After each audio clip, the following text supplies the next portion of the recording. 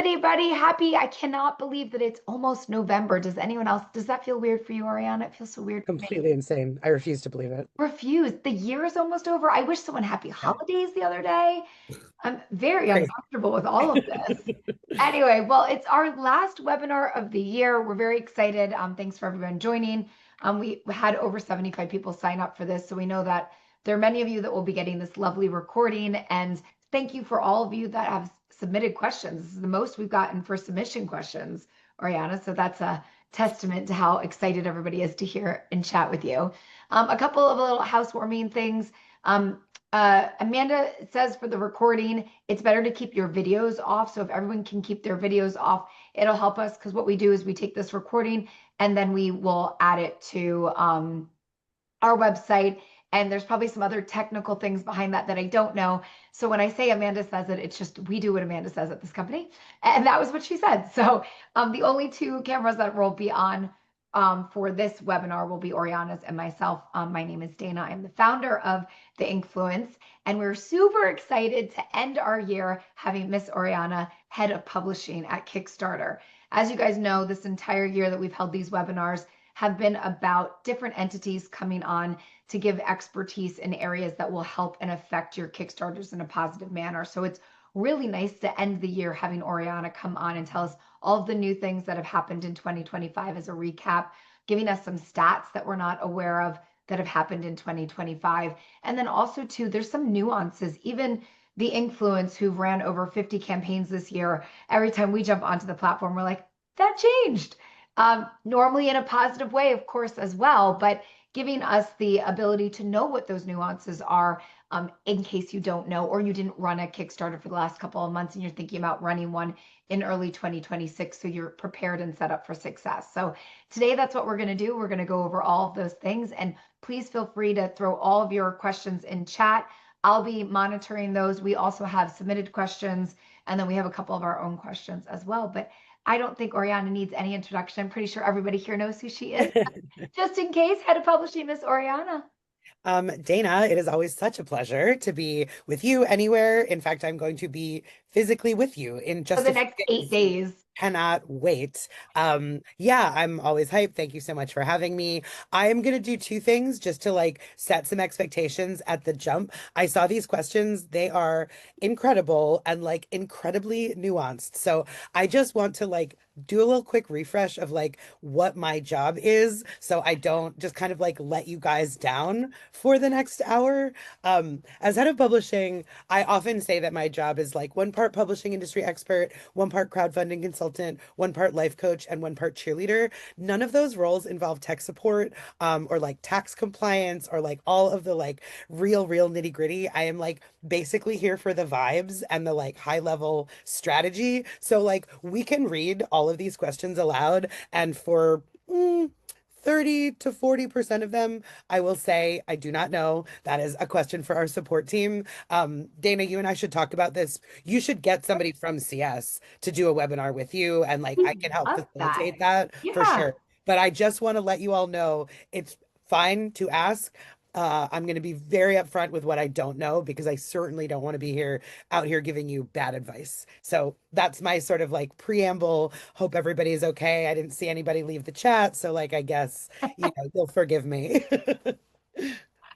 The other thing I was going to start with, as Dana said, I have a statistics report that I can easily run. You'll note my title also does not include statistics and insights, but this is one that they've given me that I can do. I know this, I'm not like super supposed to share this publicly, and I know this is recorded, but like I think it's fine. I just thought it would be interesting for all y'all to go through the stats that we have got at this moment for publishing. So I'm going to share my screen, run through that. You can ask me some questions, but then I'm going to close that, and we're like, don't do screenshots, don't like share these things on the wider internet, please.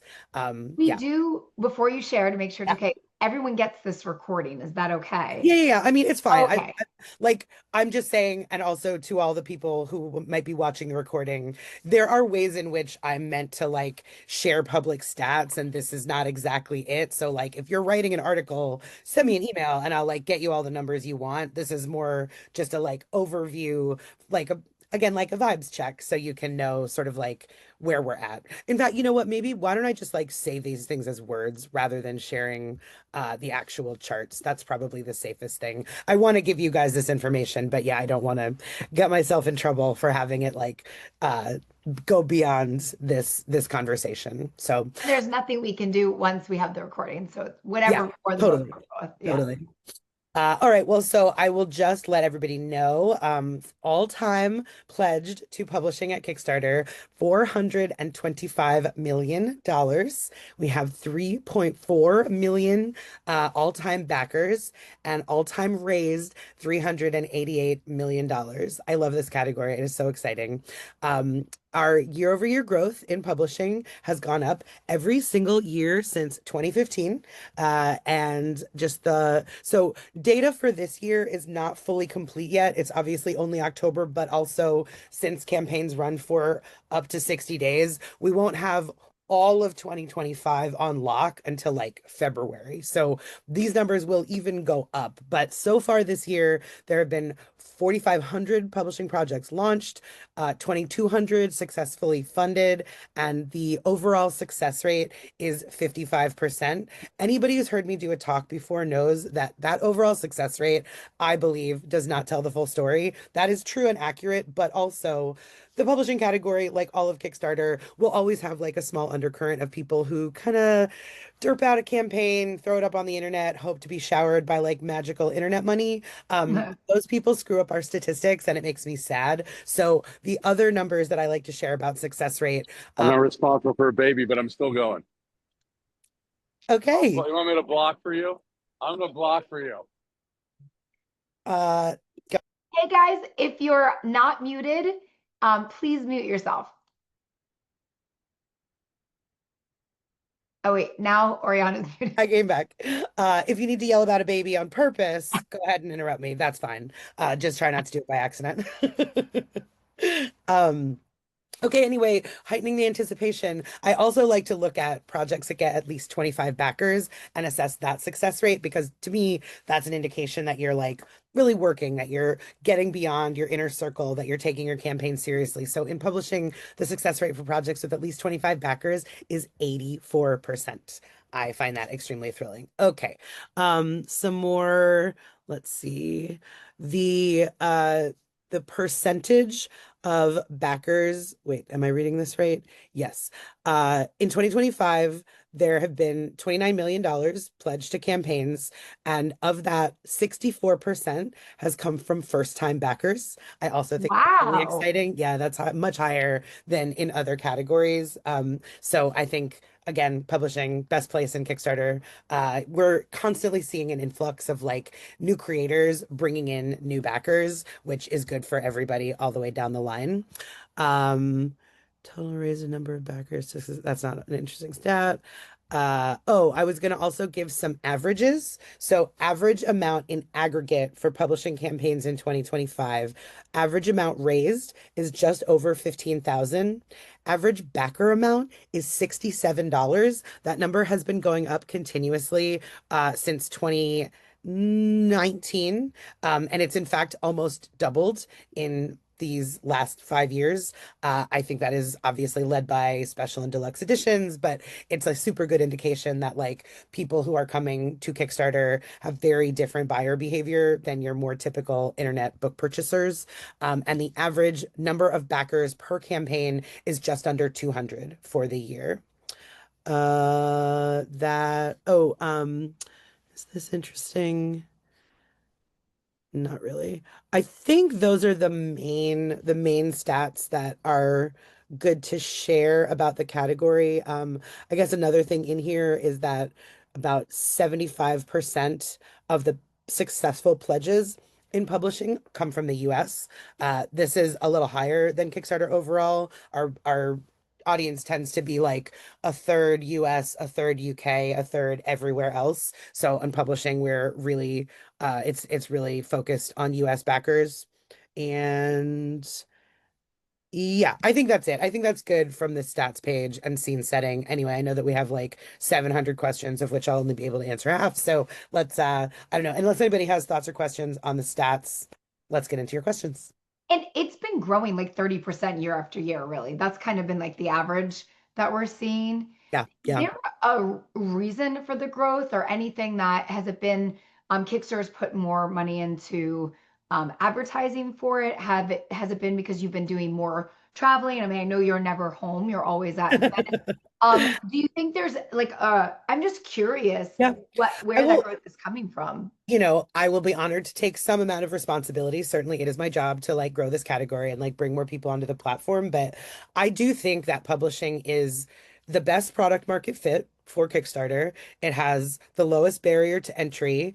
And it is like the sort of broadest and most experimental field. I mean, mostly, of course, I and we are all dealing with books, but publishing at Kickstarter also covers podcasts and media, magazines, digital or literary inspired chocolate bars, literary magazine exhibit or museum exhibits, like all kinds of things kind of fall under the publishing umbrella. So there's like both a ton of experimentation that's possible, but also like the sort of template of like print a book, pre-sell it on Kickstarter is very simple. The barrier to entry is quite low. So, I just think that it's a category that has a really high ceiling, really high growth potential. And like, publishing people are like very generous, very collaborative, very transparent. So I think as more and more people try it, more and more people see, oh, well, that worked for you. Maybe it could work for me. Yeah. So I just think I'm very lucky to head up the best category on the site. Definitely. For everyone that's here, and we kind of talked about this, could we maybe list out all of the new things that Kickstarter added in 2025? Because I think that's something a lot of us, and then we can get into the nitty gritties for that. A lot of us have some of those things have evolved. Like Plot is a great example, and we had Um, a representative from Plot on early on this year, but Plot has evolved over the. But I'd love to have like that standing list, and then for everyone who's on this call, and those for those who are watching in our follow-up, we will bullet point the things that have been added for 2025, just so you have them somewhere listed. I will do my best. No one's ever given me a comprehensive list of like every single product feature that we've done. But here are the ones that like I am constantly telling people about. First, this is not a product feature, but our marketing team put together this learning lab, which is like a brand new video series that's like for new and even experienced creators, kind of all steps of your crowdfunding journey. This is category agnostic, so there's probably a fair amount of stuff in there that's like mostly relevant if you're making gadgets or if you're like producing a film. But I think it's intended to be like general advice for everyone who's doing crowdfunding at all. Going back to much earlier this year, we expanded our pre-launch pages. Pre-launch pages used to just be title, subtitle, project image, and the follow button. Now we've enabled people to add videos and imagery and more text and like make those pages a lot more dynamic. We also, God, I cannot believe that was this year. We released a new text editor for your backend project creation. It has a lot more like rich text features. You can embed, Spotify songs and TikToks and, like all different kinds of media. It also includes the ability to make a sidebar table of contents anchored to the headers on your page. I love this feature and I really recommend that like everybody use it, especially in books when campaigns tend to be really long.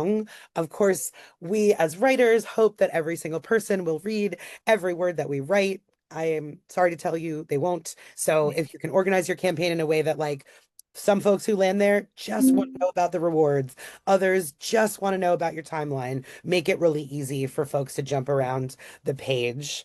Um, Other more like substantial things, we added late pledges this year. This is, your ability to let people jump onto the campaign after it has ended. Just a couple of quick tips for late pledges. I do recommend that you use them. Some people are like, oh no, it'll, mess up my timelines and things. I think plan for it. I would say, particularly in publishing, your sweet spot is like 2 to 7 days. I'm not suggesting that you leave late pledges up for like weeks and months because that really will mess with your timelines. But it is really good, as everybody knows, the end of your campaign is very, very strong. And so making sure that, there's a way to capture all of those people who like just didn't click on that link until the day after the campaign closed is really helpful. I also would say, Do not put up all of your reward tiers for late pledges. Just pick a few and charge more for them because you don't want to retroactively belie your claims during the campaign of like, this is the only time you can get this thing at this price, at this volume, etc. Should I be pausing? Thoughts on anything No, on? no, no, that's great Okay. because we've got questions on all of them. So if you just want to kind of list them out Totally. and then we'll go through them. Totally. So pledge over time, that's our payment plan. This allows people, this is a yes no toggle. If you use it on your campaign, it will be applied to all rewards above $125. Um, Here's the first time I will remind you of this caveat that I am not the support team, but the way I understand this to work is that backers are charged 3 times. The first time when the campaign closes and all of the campaign funds are collected, that's payment one. Payment two, shit, I think it's 3 weeks later, and then 3 weeks after that. I think that's right. Creators will receive those payments in two sums. First, when they get all of their campaign funds, and then after the third one is collected. Do not ask me why we do it that way. This is something I actually only learned last week. But anyway, that's how that is functioning. Yep, that's plot, secret and featured rewards. So these are the featured rewards are allows you, the rewards appear running down the side of your page in ascending price order. So if you have a $5 Our Eternal Gratitude reward, that's always going to show up first. The featured reward lets you pick anything, any reward, the one you most want people to back, and have that show at the top of the list. Secret rewards, by contrast, you are able to make a custom link that is the only way the secret rewards can be viewed. You have to make a different link per secret reward, and you can send that out to any individual or segment of your backers for kind of any reason. I'm sure we'll get into the strategy about that, so I'll just leave that there.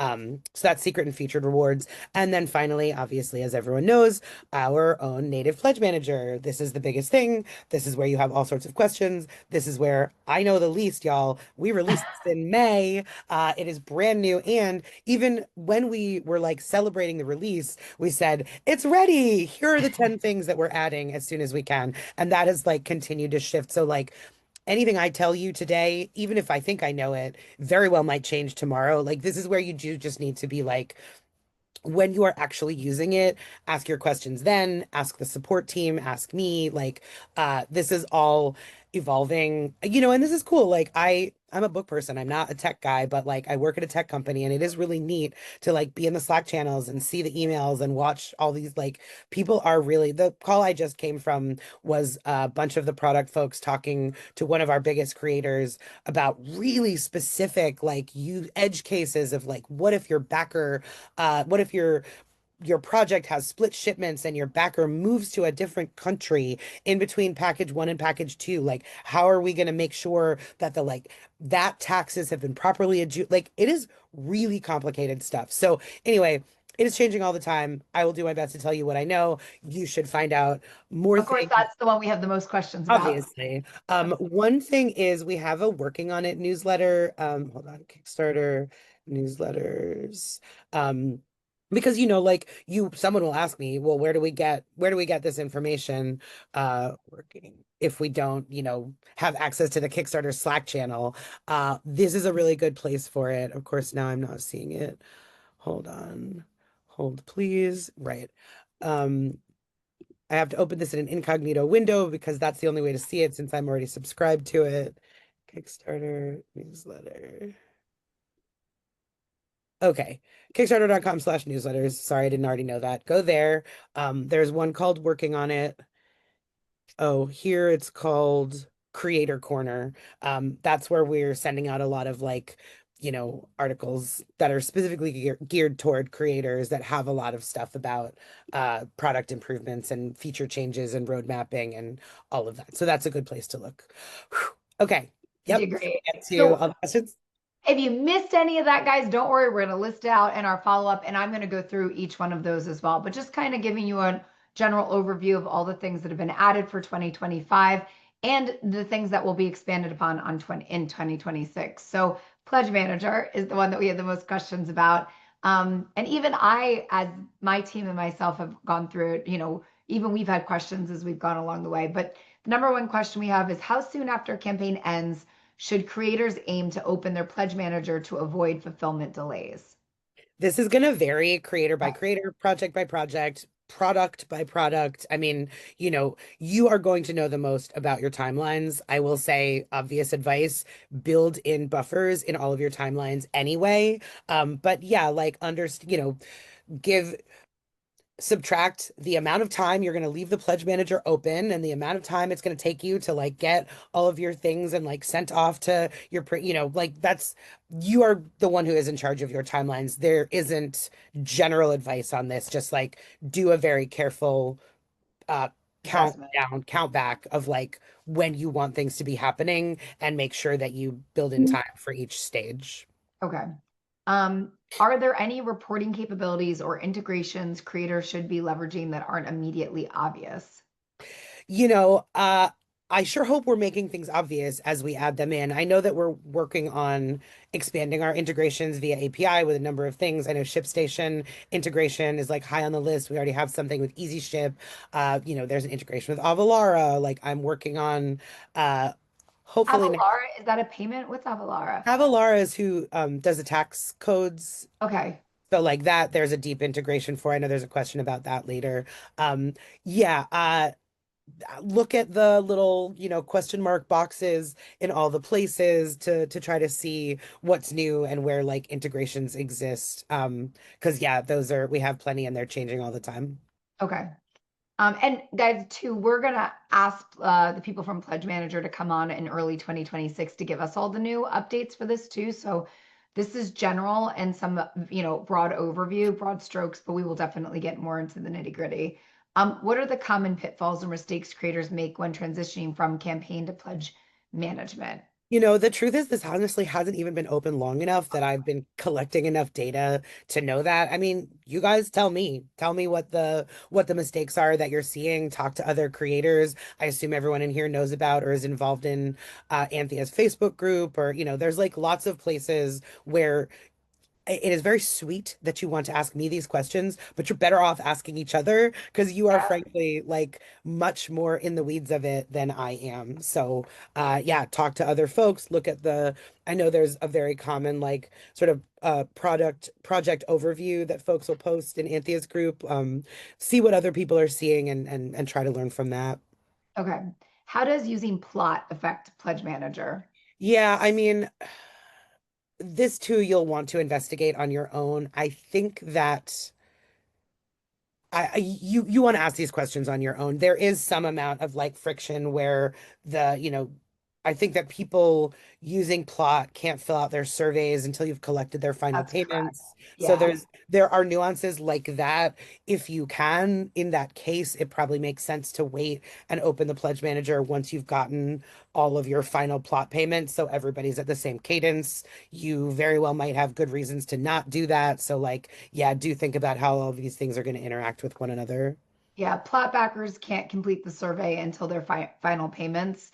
And there is additional time required past the last payment date for it to be To able be to be fully closed. collected. So Mhm. there is that wait period. A workaround is you could always have a Google Drive in some of your correspondence and have them fill out a Google Drive. I mean, a Google form, not Form. a Google Yeah. Drive. Tech is not my thing, clearly. You're doing Um, great. thanks so much. But a Google form. So if you want to do something like that, but yes, we've run into that problem as well. When I mean, complete, the thing that I just learned on this previous call actually is that the like backer segmentation does update. So like there's a way in which you can view all of the t-shirts, there 76 people have backed a t-shirt on this campaign. That won't be in your shipping segments yet until they choose their t-shirt color and their size. But so there are ways to know if you have to make the order before you've gotten all the surveys in. The most possible t-shirts that could happen are 72, and then you can decide how many of which sizes to order if you need to do that. right?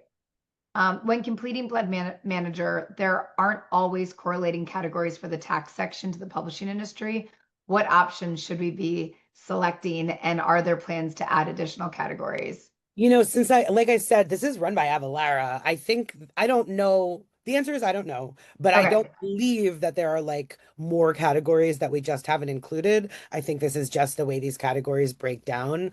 I don't So know. we can tell everybody what we've run into is it says like comics and then it says books. And clearly there's many of us on here that our novels are not comics. So Yeah, we don't have books as that main category. The main category is something else, and then books seems to be the subcategory to that. We were just seeing if they're what we were asking, and this could be a question we even submit, and we'll find out for everybody else too. yeah, If will books be the main category and not a subcategory of something that's not relative to what we particularly might be doing? I don't yeah. think though it has any correlation to changing the taxes, but it is something Right. to note. Yeah, sorry, I have no idea. Okay. What is the expected time frame we should account for to set our pledge manager what is the expected To time frame get approved. we should, yeah, exactly. I would give it a week, assume a week. Probably it will go faster. And I think everyone probably knows you can email me or PWL support. I'll put this in the chat. PWL support at Kickstarter.com. That's like the slightly more fast-tracked email, but most likely that just puts you in the same queue. So if it's been more than a week, I think it's totally reasonable to follow up. But it won't help you to just like send an email every day asking for your thing to be approved. It goes into a queue and it depends on the volume the team is dealing with at any given moment. Okay. When configuring the MSRP, we actually have this question. I think we talked about this at one We did point. talk about this. Yeah. How does that differ from what we are charging for rewards? Yeah, I forget what we talked about. I think So it asks you in the pledge manager, like, what is the MSRP? So what's the retail value versus like what you charged? And we were like, huh, because that what was charged on the campaign is what we are thinking is the retail value. So we were trying to figure out what I think we said to keep it the same as what we had on the campaign, right? Yeah, I think you want them to be pretty close together. I think this is designed around like, there are some kinds of rewards that like don't really have an MSRP, like Right. uh, a book club or, like a thing. Like So, a book party, like you did yeah, a yeah, yeah. exactly. So I think you want to keep them pretty close. I think that's the answer. Okay. Um, well, good news, we're done with pledge manager. Woo! Sorry if I've let you all down by not having comprehensive knowledge of every single thing that happens. No, and I think that like for all of us here too, like we run into a lot of these problems, but they are tech problems. Yeah, And as Oriana said, like that her job is vibes and giving us the best success to move forward so that we set the campaign up correctly. I think support really does some of these other things, but it's really nice to like be able to workshop them together on a call like this. totally. So plot, which we love, because I don't know about what you've gotten feedback from creators, but just subjectively speaking from our creators, we feel like we've had a lot more backers place higher reward tiers because they're able to do that. We've had over 10 six-figure campaigns this year. And I Yeah, and that's exciting. And last year we had three. So our thoughts were really that plot was part of the reasoning for that. Are you yeah. seeing that feedback from your side? Totally. Publishing people love plot. Yeah, it makes the barrier to entry lower for backers to back at higher amounts. I mean, I know that for years, publishing creators were doing weird, logistically obnoxious workarounds because Yeah. people wanted payment plans so badly. So yes, I'm hearing like unequivocal delight from both creators and backers that we have this now as an option, especially as books get more expensive based on sort of like things in the Special. world, as well as, the like higher and higher echelons of like deluxe editions with like crazier, cooler, weirder features. Yeah. I love making it easier for people to have those. Yeah. So I think everybody loves it. How does offering plot affect the pacing of funds being released in fulfillment planning? Yeah, we talked about Just that. We yeah. talked about that, I think. So just as a recap again, remember guys that it's three payments and It's that prepayments from your backers, and then yep, you and receive it in two. two. Yeah. Which we learned the hard way. We were like, where's the funds? Yeah. Yep. You were not the only one. Um, how can creators set expectations with backers around timelines when pledges are collected in installments? Yeah, I mean, you set the expectations in the same way that you would anyway, like make it very clear we're going to start fulfillment at this point, probably after we've collected all of your money. You can say it in a backer update. You personally may not have done a plot pledging, but other people did. And for my sanity and bank account, I'm going to not be able to start sending these things until those are collected. So here are your timelines. And, I mean, always set expectations as transparently as possible. Yeah, and something that we've been doing, which I think is really helpful, we send out an email or a backer update. I keep calling them emails. My staff is like, "You want us to email everyone?" I'm like, "No, I just mean in the system, people." It's so old. Like that's what my dad's like, "You sent me a picture on Facebook." I'm like, "No, that was a post." Um, but send a backer update and let them know, hey, if you're, to plot people, hey, your second payment's coming up in the next 7 days, so that you don't have any fall off. Because as we all know who have run a Kickstarter account, you do have payments that fail at the end of your campaign, probably around 3%. You can have payments fail on the second and third plot payment.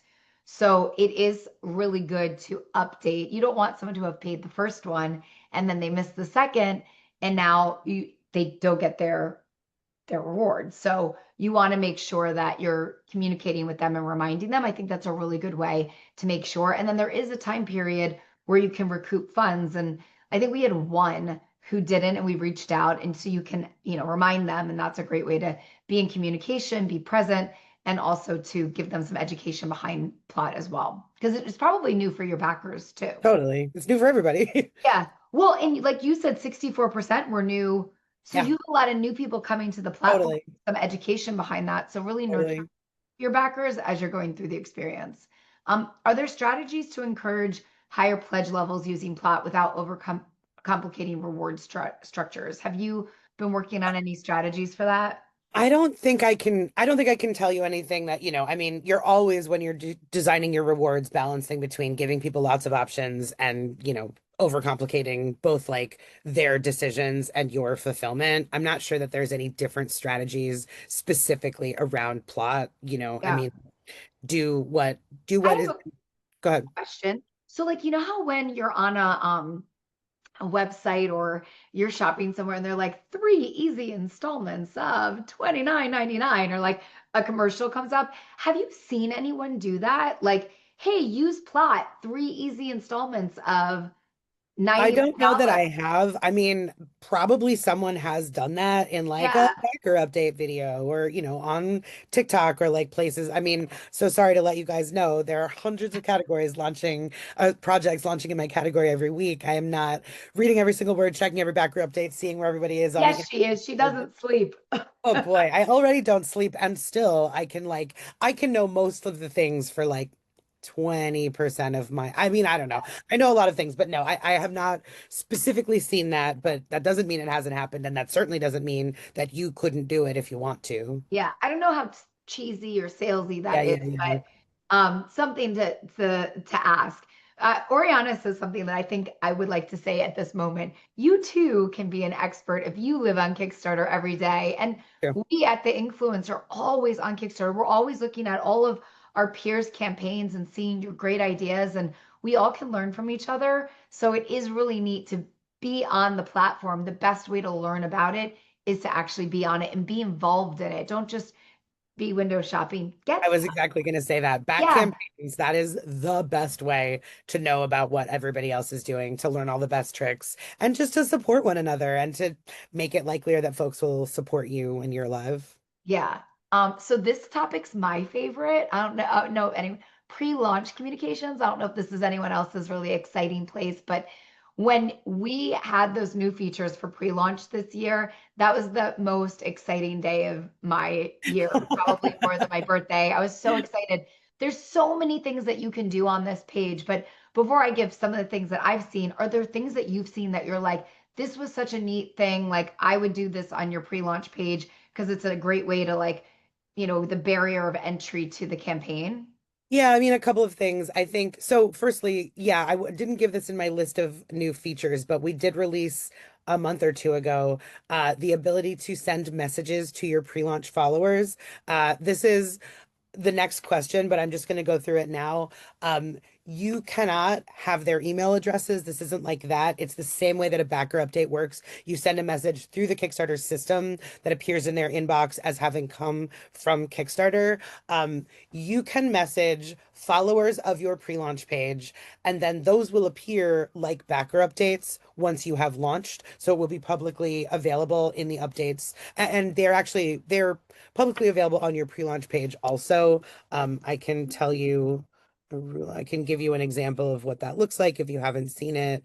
I know this campaign has a pre-launch follower update. Share your screen. I think that would be cool if we could look at it. Oh, sure, yeah. Hold on, share.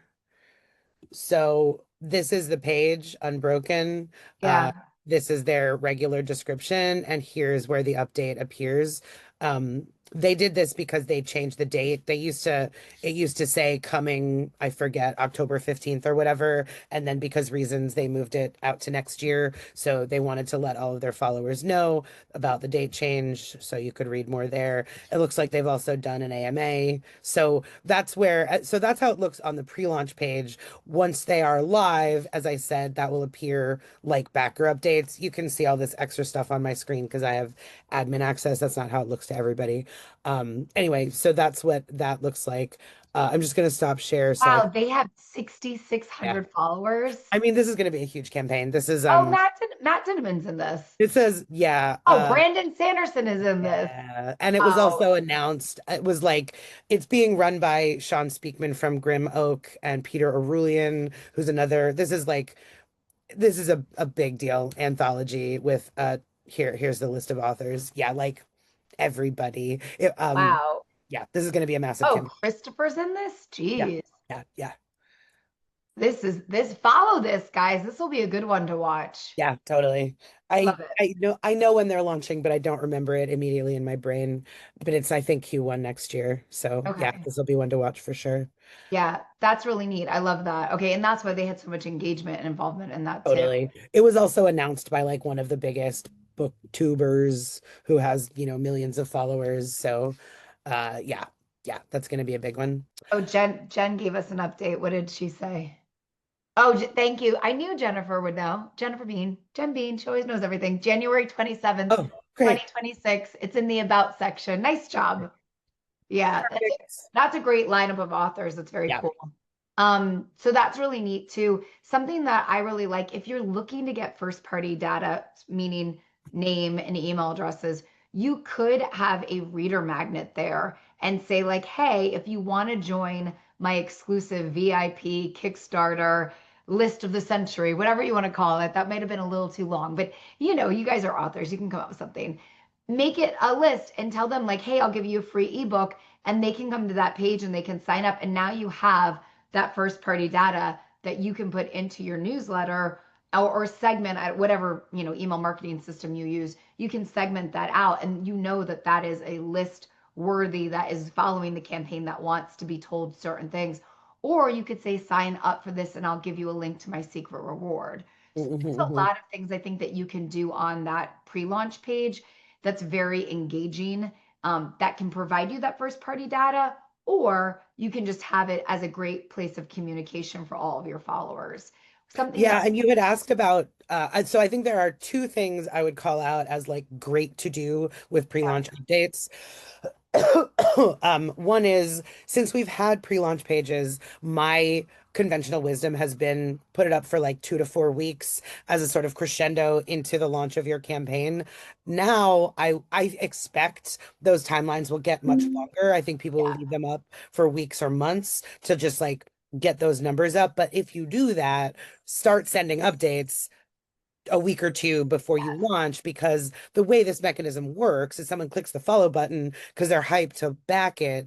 And then if they can't take that action for 6 months, they have almost certainly forgotten that excitement. So you want to start warming them back up as you lead up to actually going live. And then the second thing, yeah, the secret rewards, I think offering a secret reward to your pre-launch followers is an excellent strategy. Here is the technical problem slash solution to do that.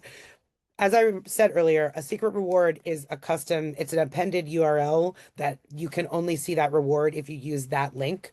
You can make a secret reward link before your campaign is live, but if someone clicks on it while you're in pre-launch, it won't go anywhere because they can't see any of the rewards because the pre-launch page is sitting on that same URL. So you're going to have to message people and say, here's your pre-launch link. Don't bother clicking it until I launch tomorrow at noon or whatever. Like Right. you can send it to them, but make sure you tell them this will go nowhere until the campaign is live. So And I would just say if like you're getting that data and you're having, just tell them that like the day of launch, you'll get your link.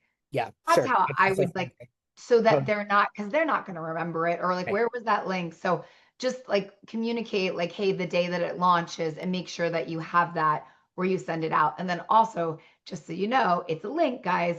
And if anyone shares it, anyone can Yeah, get of course. it. Of course. Like, but who cares, right? You made it Yeah, because you wanted people to do it. So we're totally. not promoting sharing that for everyone. But what we But of do course is people will. people will. That's a Patreon thing. Like we have a bunch of authors who are big on Patreon, and we're always like do a secret reward for your Patreon followers to give them Totally. something special. So that's a nice way to use secret rewards that way too.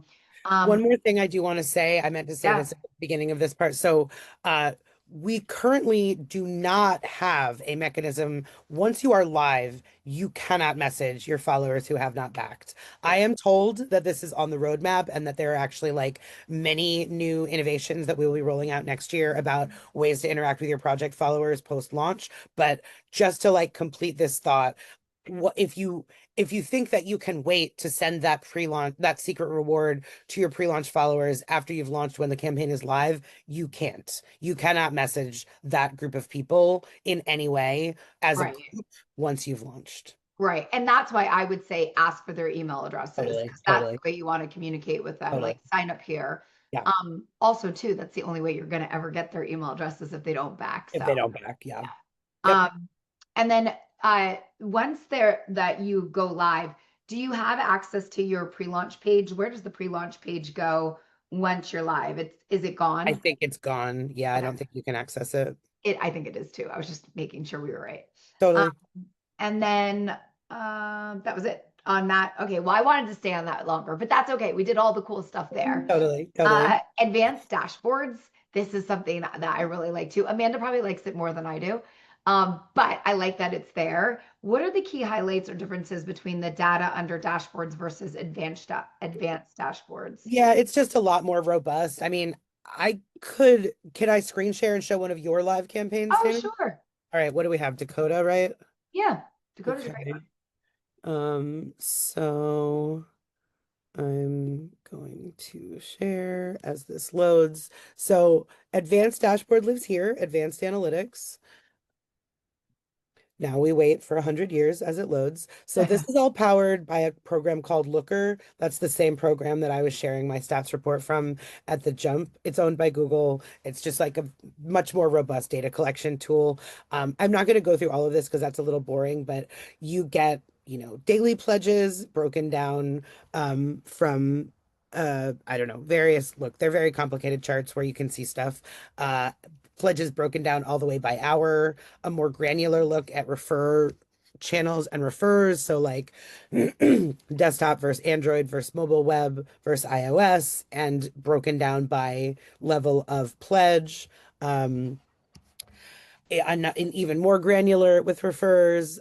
This stuff gets really confusing. I mean, I have no idea what A17 XT7, that probably is an ad buy actually, but anyway, so Android deep I link think it's a versus text. It was an SMS message sent out. okay, sure. So maybe you know more about your stuff, but like a deeper dive into refers, daily pledges by custom ref tag, which is, if you're making custom links, you can look at backers by engagement level. So passive backers all the way up to power backers. And it explains a power backer is backing multiple projects per month. You can check that by day.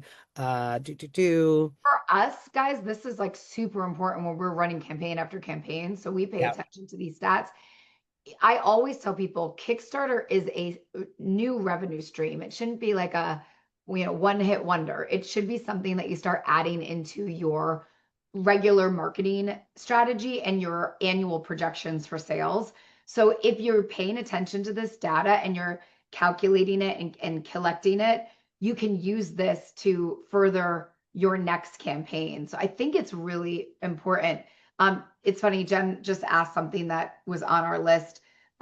So one of the things about this is the analytics go away the day the campaign ends. Yeah, I was going to talk about that. Yeah, do you want to go ahead and tell them? Well, so yeah, anyway, just to finish this out, you get to see specifically for first-time backers where you're pulling them from, returning backers for repeat creators. So this is only Dakota's second campaign, but sometimes, so 41% of his backers from the first campaign have come back for the second, and where they've been referred from, backers who are new to you, locations broken down by individual state, uh, stats about watchers, and then daily, so that's conversion from followers. So it does say, although people miss it, do do do do do do this dashboard is only available while your campaign is live. You will lose access to the report once the campaign is closed. You can download it. I forget where. Yeah, right here up at the top. Make sure you do that the last, hour before your campaign ends so you have as much data as possible. If you forget to do that, our support team can access it for you. You just have to email support and ask them. But yes, that is important to know. It will go away. I'm just getting back to the questions. Yeah, it is only available while you're live. So get your data before it's gone.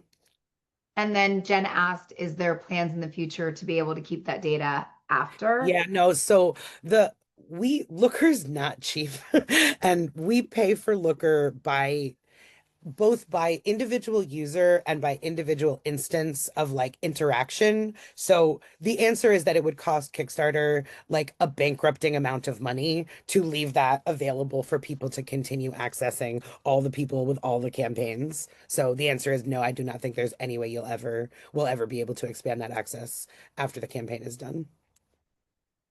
Sad, but we understand. I mean, worst case scenario, you can write support and you can get the data. Totally, But totally. I hope you're paying attention on your last day. Even if I'm pretty sure when we download it, my staff isn't supposed to be working at midnight when we close the campaign. So I'm pretty some of them do though. I'm pretty sure we're doing it midday on that Friday that we end. So I don't think that just having it is really good for your future. So we kind of touched upon this, and I know we only have about 10 minutes left, but I do think it's important to talk about secret rewards a little bit more, just because we have a couple questions. How are successful campaigns using secret rewards strategically beyond just exclusive access? Is there I like a think certain reward type that they do? Yeah, I mean, this too is a pretty new feature. I would not say that I have like a comprehensive, even anecdotal data of what is and isn't working, but I think this is something you should absolutely play around with and you should be like seeing what other people are doing. I think the fact that, the exclusivity is a lot of it, the FOMO, the sort of like making someone feel really connected to your world and your work. Yeah, I think it's really exciting and figuring out what that means for you, for your project, how it jives with the sorts of things that you're doing. Yeah, I think that's what people are looking into. And when they have the secret reward, does that mean that they can only back the secret reward or they have access to the campaign too with No, this? they have access to the campaign altogether. It's just that when they look at the campaign, it will have that secret reward on it. Somebody actually asked me earlier this week if we could make secret rewards also custom referral links so they could see, Oh, yeah, which is a really smart idea. As far as I know, I said to him that is probably either incredibly easy or massively complicated for right. our It's team to one of the do. two. One of the two. I will ask about that at some point, but yeah, so no, you get full access to the campaign. You have the option for the secret That secret reward. reward. Cool.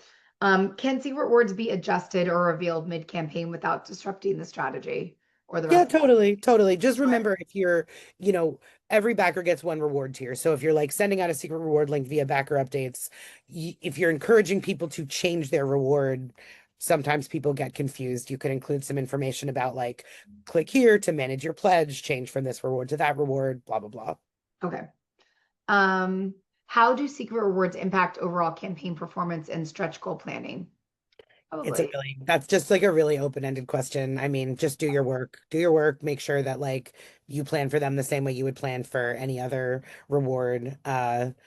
Campaign performance and stretch goal planning, just put it into your strategy. I don't have like I'm not sure how to answer that in any more specific. Okay. And then we kind of went over this one. I think we can go over it really quickly. Featured reward. How do creators decide what tier to feature? What metrics or factors should drive that decision? Are there, Not sure that you need metrics really. I think it's mostly like the hope is that everybody backs volume one of your deluxe edition, or the hope is that like they've come here for the box set. You don't, this way they don't have to get distracted being like, do I want just the stickers? Or maybe I'll also get just here's the thing, here's the main tier. This is the yeah, thing I want everybody to have, put it in front of their faces right at the top. yeah, and I don't think it should be the largest tier should be your main. No, I think you should pick like what is the thing that you're asking everybody to support and back, and it yeah, should be that thing, and then it could have maybe one other thing in it just to make it like a nicer thing, but it yeah. should be that main I item. totally agree. It should be the primary thing. Yeah. Um, okay, I think that's good. End of the year trends and strategy questions. How have these new tools, Pledge Manager, Plot, Secret Rewards, changed the way publishing campaigns are structured or marketed? Like, what's the overall? Yeah, I mean, I don't have like data for you around that. I think all the things that we've been talking to, I think Plot is going to enable people to offer more high dollar rewards. I think the Pledge Manager is going to help people sort out their logistics in a much more convenient and user-friendly way. I mean, a big draw for our pledge manager, unlike using BackerKit or Pledgebox or somebody else, is that it looks like Kickstarter. We talked at the jump about like people are bringing in new backers in large chunks all the time. And so someone for whom the whole crowdfunding experience is weird and new, like having everything have the same aesthetics, come from the same email addresses, like look like of a piece, just makes things a lot easier. Oh, Uh, yeah. And then not having to log in and make a new yeah, account on something totally, else. Like you totally, don't want to ask your backer to do more things. They've already done the yeah, thing, which is back you. totally, totally. Yeah. So yeah, I mean, I think and hope that we are, I think Kickstarter has been really oriented toward action the last couple of years. Yes. I think we are like releasing things that people have been asking us for a long time, and the hope is that it makes everybody's crowdfunding journey more lucrative and easier. Yeah. Are there any things that you've seen creators do in 2025 that have been like really unique and different that you're like, oh, this stuck out. This was the one that stuck out for me for this year? The things that I've been talking about mostly are like the cool rewards. Cassie Clare released a limited tier of like she would write out any word or phrase from one of her books that you could get tattooed on your body. Matt Dinneman sort of like exponentially improved the idea of like we'll name a character after you by doing for $666 he'd kill you off in the next book, and for 777 he'd let you live. And these were not just like this person is named Dana as they die. Like he sat down with people and like did interviews and like wrote in the characters with like the Cool. person's hair color and like a personality trait. Yeah, yeah, yeah. So cool. One of yours, Kat Singleton, did candles that smell like the suitors. I love that. Um, I'm sure there are more, but that's always my favorite thing. We Oh, talked her out of doing that again, just oh, letting you really? know. Penny Reed, whose character is her series is called Knitting in the City, and her character is a knitter. She has a friend who owns a yarn store who made a custom color of yarn that was only available during the campaign. So that's my favorite stuff when people Yeah. just do like ridiculously creative rewards like that. Yeah, I love that. How is Kickstarter planning to further support publishing creators in 2026? Are there any insights you can give us or sneak peeks of what next year might be? Yeah, well, here I'm so glad we get to end on this. The thing I am not making any promises, but something I've Okay. been working on for almost 5 years is that I want Kickstarter to become a reporting entity into Circana, which is what powers the bestseller list and also like book collection data, book sale data for like the whole United States. There's no reason we shouldn't be, except that there have been a huge number of both technical and philosophical barriers that I have been slowly and slowly and slowly chipping away at for years and years. If this happens, if I have my way, I will know it will I will know whether this can happen by March, and it will happen in the summer. Okay. So watch this space, stay tuned. We will, if I get this, we will make a big deal about it. We will, there will be a big marketing push. We'll do blog posts and emails, and like we will be very loud about it because it is super exciting that like Kickstarter uh people should not be barred from having their books counted toward bestseller lists, but also just for like the data collection of it all. I mean, people have said for years, people have speculated that there are more comic books sold through Kickstarter than via Marvel and DC combined. We have always been like, shh, shh, shh, shh, don't say that because we couldn't prove it. But this would allow us to actually know how Okay. many books, how many comics, how many RPGs, how many, like broken down by like so it would be so thrilling. I have a meeting with my boss's boss's boss in 2 minutes, so I'm going to leave that there, but that's my big plan. That is so cool. Yeah, yeah, send all your good vibes that I can get Yeah, there. everyone push that towards that. That would be a game changer for many of us Yeah. who have built a platform on Kickstarter and that we do many of our sales. Well, I think that's it. I think I know you got to go in 1 minute now. So thank you so much for your time and for ending the year with us. We're so grateful and we love you. And I'm going to see you in 2 days, 3 days. See you in 2 days. Yeah. Always So a thrill to hang out with you all. Thank you for your incredibly good questions, even the ones yeah. that stumped me. Well, we love that. And we can't wait till next year for all the new things. So, hey guys, thanks for everything. Thanks for being here. And from us at the Influence, happy holidays, and we'll see you guys next year. Bye, y'all. Bye, everybody.